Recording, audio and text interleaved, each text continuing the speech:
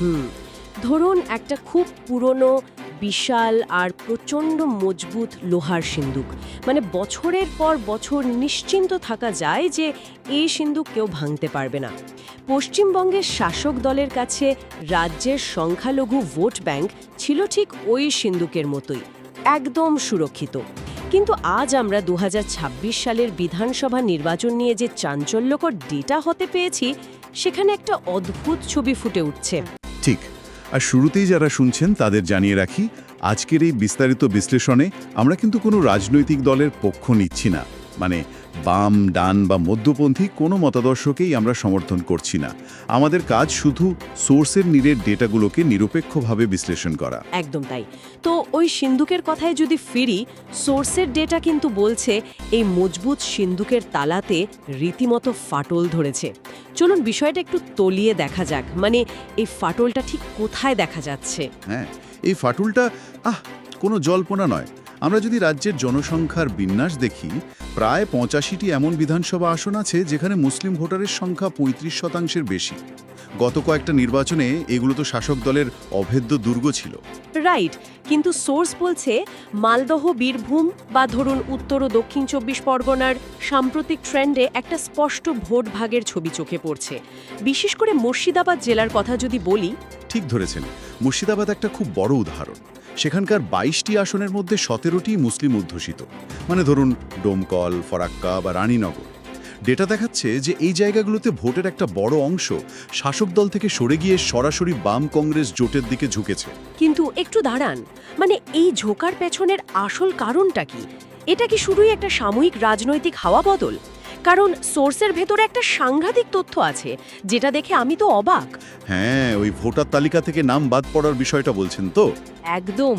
শুধুমাত্র মুর্শিদাবাদেই নাকি প্রায় ৪,৫৫,০০০ ভোটারের নাম তালিকা থেকে বাদ পড়েছে, আর এর একটা বিশাল অংশই সংখ্যালঘু। এটা তো অনেকটা বড় কোনো দৌড় প্রতিযোগিতার ঠিক আগে হঠাৎ করে বহু প্রতিযোগীর নাম বাতিল করে দেওয়ার মতো ব্যাপার। হ্যাঁ, আর এখানে সবচেয়ে চমকপ্রদ বিষয় হলো ভোট ব্যাংক ভাঙার পেছনে কিন্তু কেবল একটা নির্দিষ্ট কারণ নেই। এই বিপুল সংখ্যক মানুষের নাম যখন একসাথে বাদ পড়ে, তখন সেটা শুধু আর প্রশাসনিক রুটিন আপডেটের খাতায় আটকে থাকে না।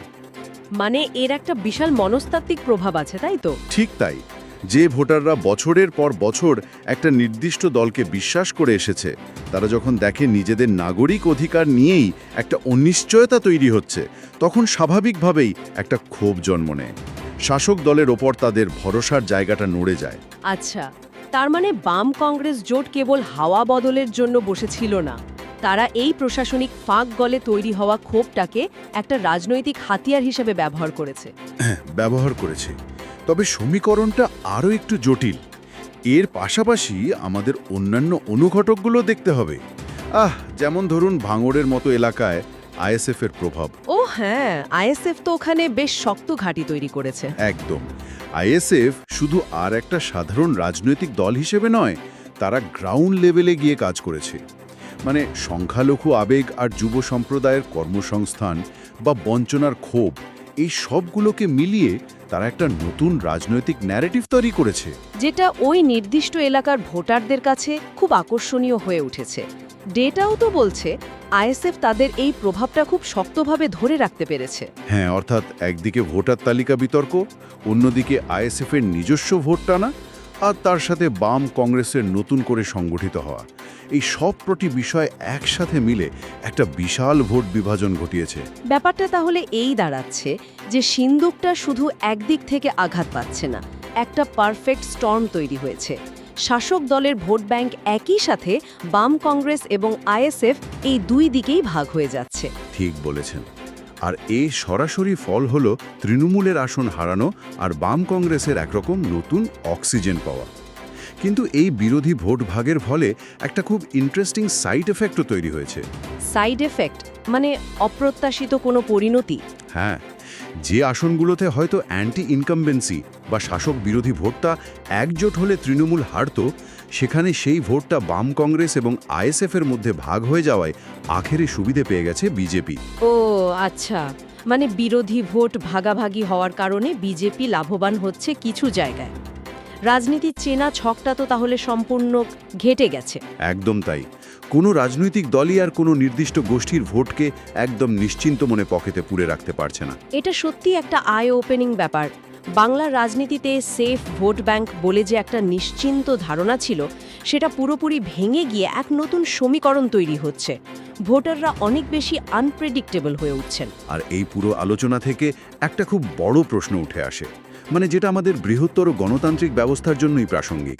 ঠিক, যারা শুনছেন তাদেরও নিশ্চয়ই এই বিষয়টা ভাবাবে। হ্যাঁ, প্রশ্নটা হলো, যখন কোনো গণতন্ত্রে এই ধরনের ঐতিহ্যবাহী ও দীর্ঘস্থায়ী ভোট ব্যাংকগুলো এইভাবে ভেঙে যায়, তখন কি তার রাজনৈতিক দলগুলোকে বাধ্য করে পুরনো পরিচয়ের রাজনীতির ওপর ভরসা করা ছেড়ে দিতে? মানে শেষ পর্যন্ত কি তাদের প্রকৃত উন্নয়ন ও নীতির ভিত্তিতেই লড়াই করতে হবে? দারুণ একটা পয়েন্ট। যখন গ্যারান্টিড ভোট বলে কিছু থাকে না, তখন পারফরমেন্সই হয়ে ওঠে টিকে থাকার একমাত্র উপায়। মজবুত সিন্দুক যখন আর নিরাপদ থাকে না, তখন সবাইকে নতুন করে নিজেদের প্রমাণ করার ময়দানে নামতে হয়।